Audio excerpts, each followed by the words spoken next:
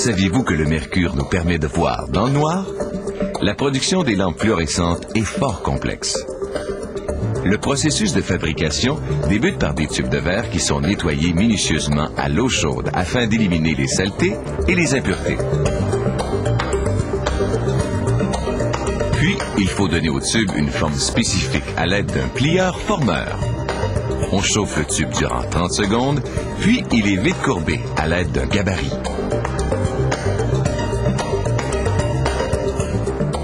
Cette machine automatisée arrive à plier 14 tubes à la minute.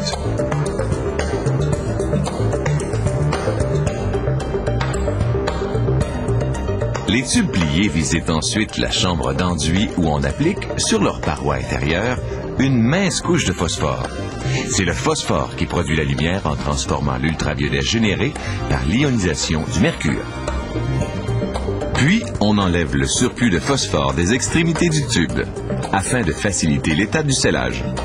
On passe maintenant aux composantes électriques. La cathode de la monture est fabriquée dans cette automante. Ici, on prépare le fil d'amener du courant de la monture.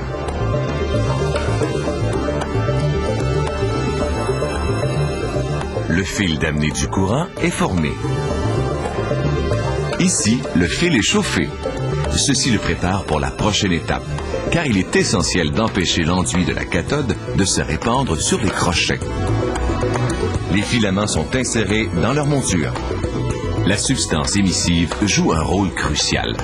Lorsque chauffée, elle émet des électrons qui participent à la production de lumière. La substance émissive, c'est justement ce liquide. Puis, la monture est transférée de l'automate à la machine à sceller.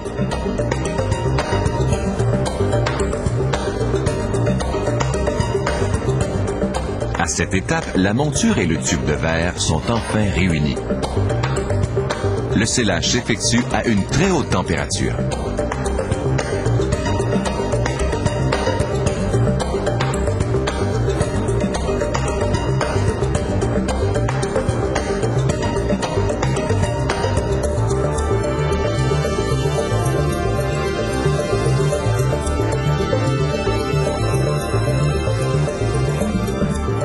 Il reste une étape très importante.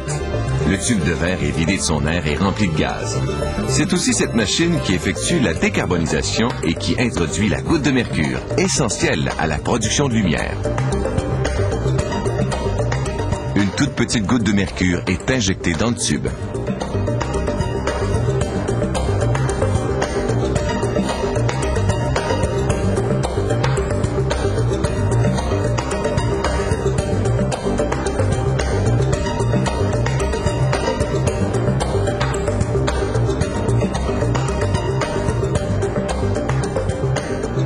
Il reste encore une étape. Cette effileuse place les fils en vue de l'insertion du culot qui sert à établir le contact électrique. Le culot devra être non seulement solidement fixé, mais aussi installé de façon étanche, afin d'éliminer tout risque de fuite.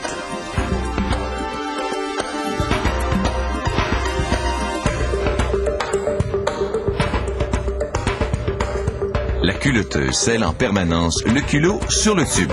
Voilà, tout est terminé.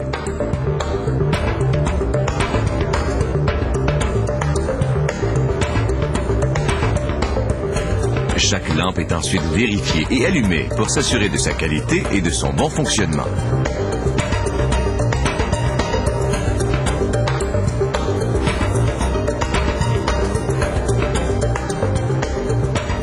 Une fois l'inspection minutieuse terminée, les lampes fluorescentes sont acheminées au département de l'emballage.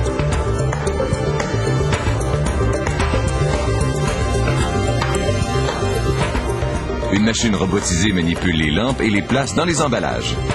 Puis, c'est l'expédition. Les tubes de verre sont maintenant devenus des lampes fluorescentes.